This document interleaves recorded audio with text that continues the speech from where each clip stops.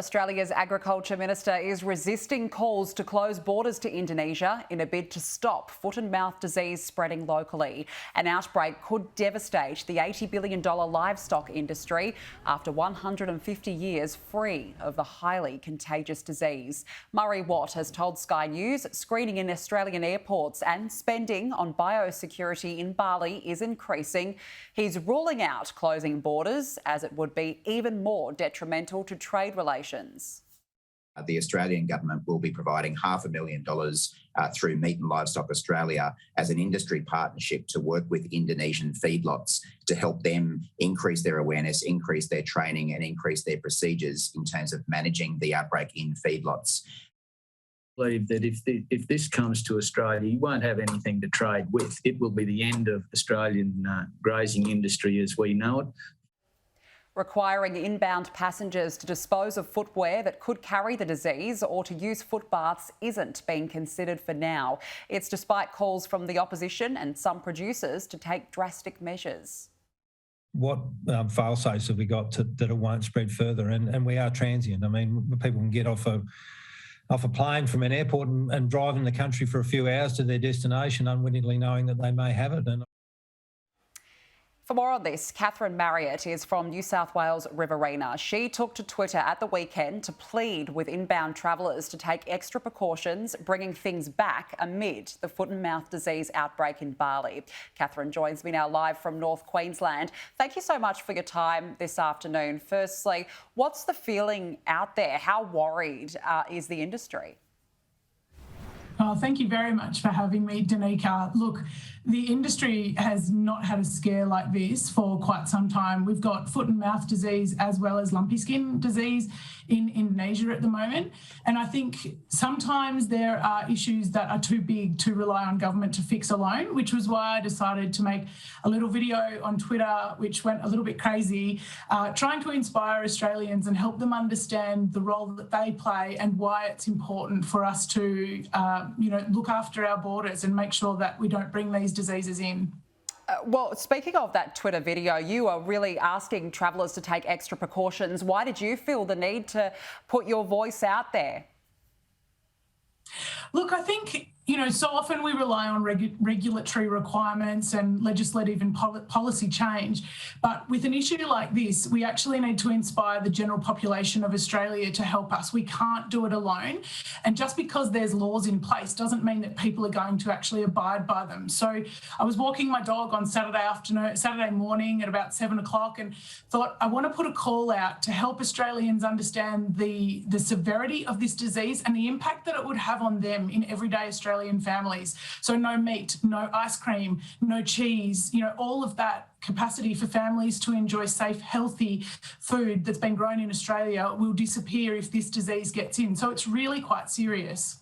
It certainly is very serious. There are a number of information campaigns being circulated at the moment, but I guess the onus is on the traveller to abide by these precautions.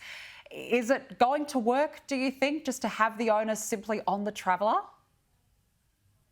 Look, I think you need a combination of both. We need government to step up. I'm really heartened to hear that we're investing to help our Indonesian friends and colleagues because the disease that they are dealing with is really horrific. And I think you need to have that legislative investment. You need to have money being spent over there to help them fight it. But we can't do it with that alone. We need to get the Australian people, and I implore on them.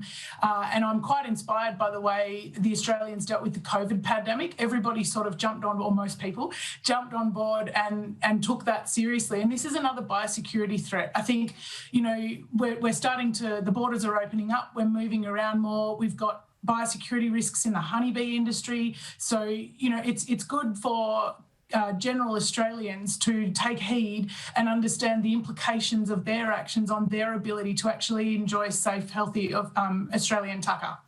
Some farmers have already got as far as to say it's time for Australia to close the border with Indonesia. Do you agree with that? Look, if I was handling I mean, yes, from an agricultural perspective, that would be amazing. But we live in a complex world, and I don't envy the people that are making these decisions. Ideally, it would be amazing if we could close the borders, ensure that Indonesia and help Indonesia get this outbreak under control, and then we can reopen it. It would de-risk our situation significantly. But, it's not the world that we live in, and I'm just glad that I'm not making those decisions. All I can do is try and inspire Australians to do the right thing and help us, and be really proud of working together, being vigilant at the borders, washing everything to make sure that together we keep this disease out. Would you like to see then increased surveillance whereby people, when they enter Australia from Bali, they have to have their bags cleaned properly, just more protocols? Do you think that there needs to be a step up? Yes, yeah, absolutely. I mean, this disease has been all over the world. The increased risk is that Indonesia is our closest neighbour. We have the highest rate of tourists coming through. So 128,000, I think, people went to Bali just in June alone.